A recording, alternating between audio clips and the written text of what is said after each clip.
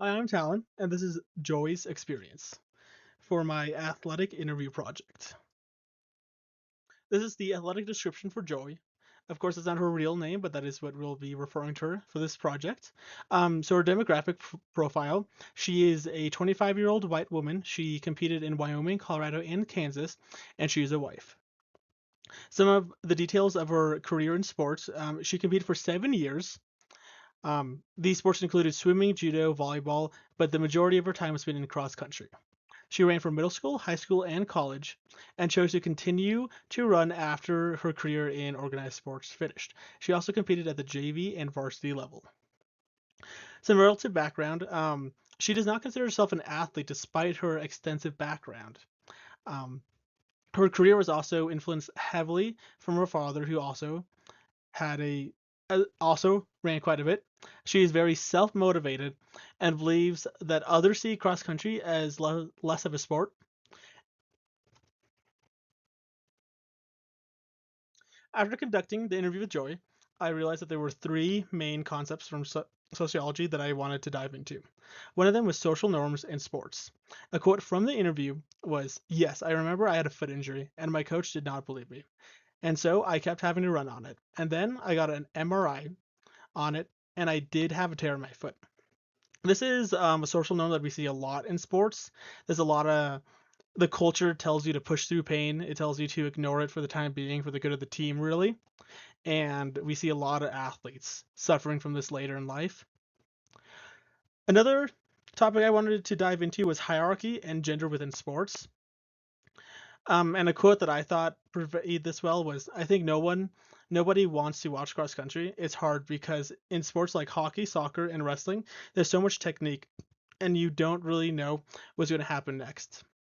Throughout the interview, I really realized that Joy didn't see herself as an athlete. She said she didn't see herself as an athlete. So I wanted to look at psychological, sociological factors that played a part in that. So the last one is how social factors affect sports. A quote from the interview was, "I think he was very focused, and then I think part of like what drove him to be a professional runner was he did want U.S. citizenship." And this was a quote from Joy about a collegiate athlete that she ran with, who later became a professional runner and competed in nationals and got sponsored by Hoka. The first topic we want to dive into is social norms in high school sports.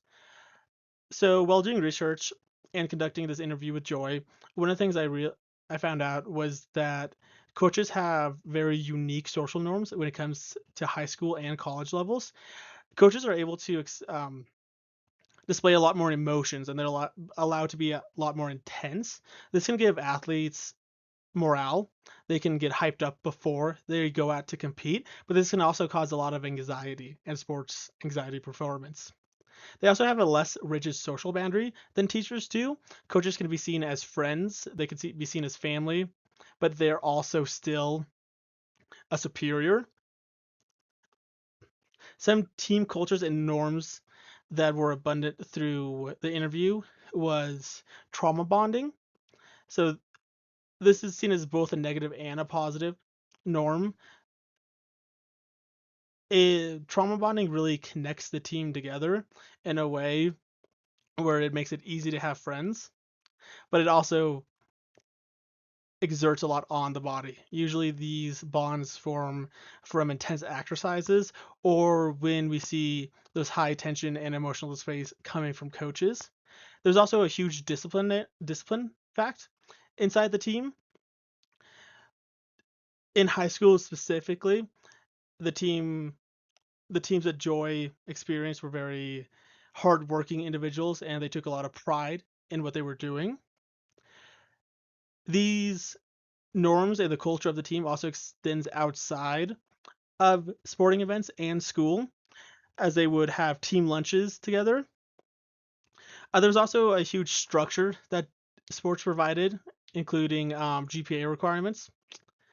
And the result of this is, here's a quote: "Students who participate in activity programs tend to have higher grade point averages, better attendance records, lower dropout rates, and fewer disciplinary problems than students generally. So this is definitely a positive norm that we see and a positive side effect of culture within sports. However, um, Joy recalled an experience with someone she knows. Someone I know, for example, who ran in high school afterwards couldn't run anymore because of how anxious he got when running, and then just recently started running again. So this is one of those negative side effects we were talking about with that high intensity emotional displays. While it can be good to boost team morale and get people hyped up and pumped before competing in sports, you do see a lot of side effects here. This is also something we see a lot in sports like wrestling or cheerleading.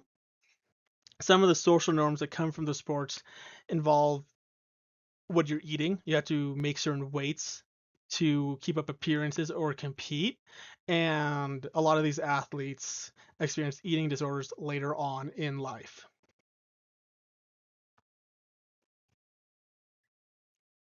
So Joy had a very unique experience with sports because she had moved from Wyoming to Colorado and later competed in Kansas. So she was able to be exposed to a lot of different environments and cultures. And she didn't notice the biggest change between competing at a high school level in Wyoming versus a high school level in Colorado than she did competing in college. So college, from the interview, offers a lot of the similar benefits and cons from high school sports, but it also introduces a culture of drinking.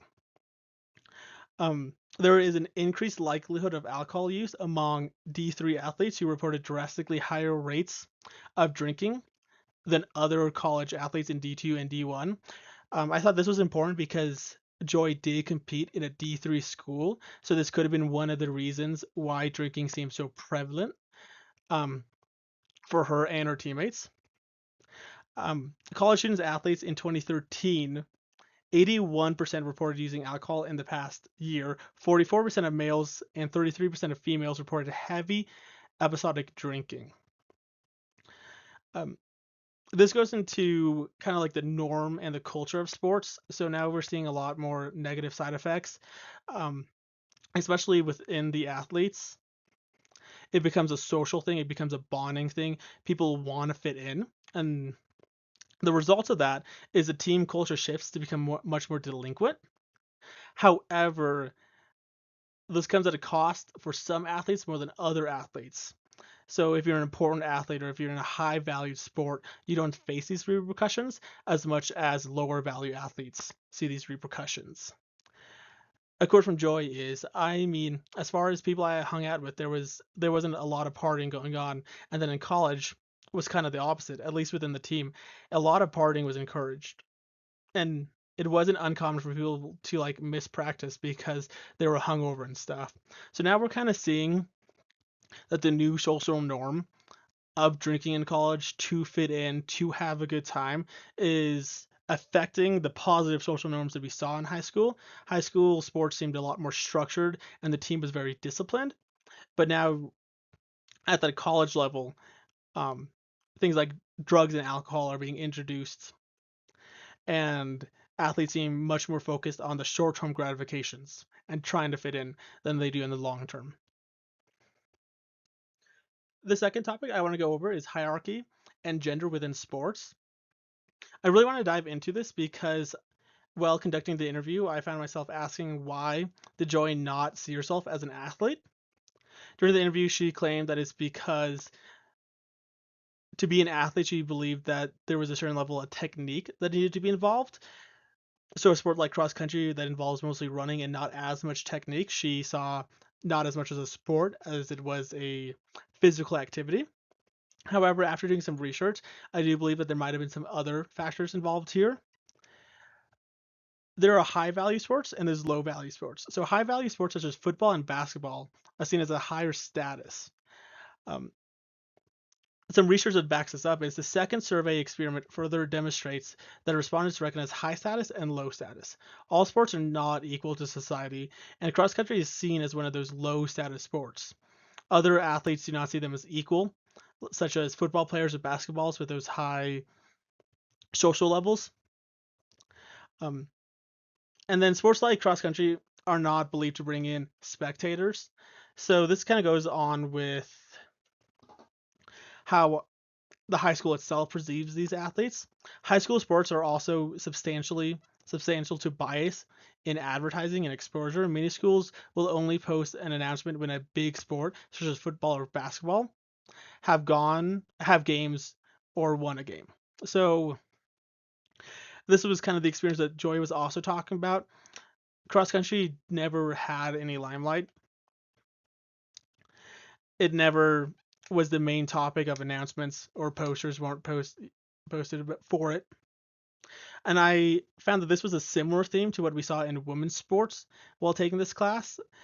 Um, Sport women don't matter means volumes of media coverage of female athletes have been low. So we've seen on websites like ESPN that women just do not get this coverage. And that due to that, there's less turnout for women. Women get paid less, and they're not given the same opportunities of their male counterparts. And a very similar thing seems to be present in sports such as cross country or swimming, that they're not given the chance or the opportunity to be a big sport, to have that social status attached to being an athlete. So a concept that I believe ties in very well to this is symbolic annihilation. So a quote for this is, other authors have accused the media not only of providing negative or stereotypical image of many groups, but also of providing too few images of certain groups. So this is exactly what we are seeing in some of these high school sports, and I believe this is a big factor of why Joy does not see herself as an athlete, because of symbolic annihilation. By providing almost no promotion for non-valued sports, they devalue the athlete. By promoting some sports and not others, it creates a divide that is felt by athletes, and it shows.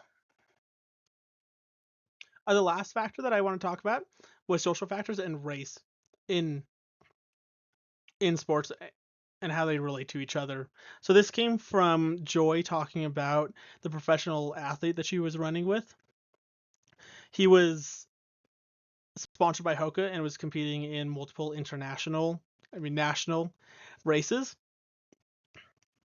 And it sounded like the leading drive for him and the reason he had so much discipline and motivation was because he was running for United States citizenship. So on the surface, it appears that sports should be unbiased and that it should be all skill based. However, there are a lot of leading factors that create bias within sports. One of the leading factors is cost. A lot of sports cost money, quite a bit of money, and not every family is able to have their sons or daughters compete due to financial reasons. Another is class. Oftentimes, lower class families give more responsibility to their younger family members, and this means that they might just not have as much time to compete in sports or take them as seriously. And then only 68.6% of high schools offered sports in 2017 to 2018. And the last big factor that I found playing a role in this was race. So, sports are unique in the opportunity that they provide. However, these opportunities appear to be selective. It was found that 86.7% of conference commissioners were white in all of D1. In 2007 to 2008, 86.5% were white. And this goes into race and gender report cards.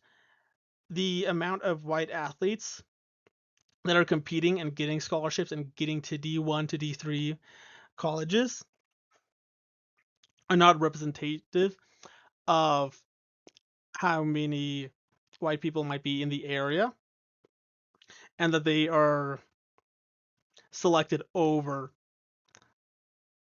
other races.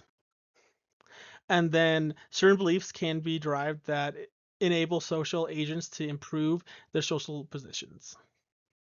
So this just kind of all goes into the fact that like not everyone is given the same opportunities to compete, and that when certain athletes are given these opportunities, there's a lot more to lose for them if they're unable to meet the expectations of coaches. Thank you so much for listening to my presentation. I really enjoyed this project. I think I learned a lot from everything. And then I have one more slide of citations after this. And these are just the remainder of my citations. Thank you.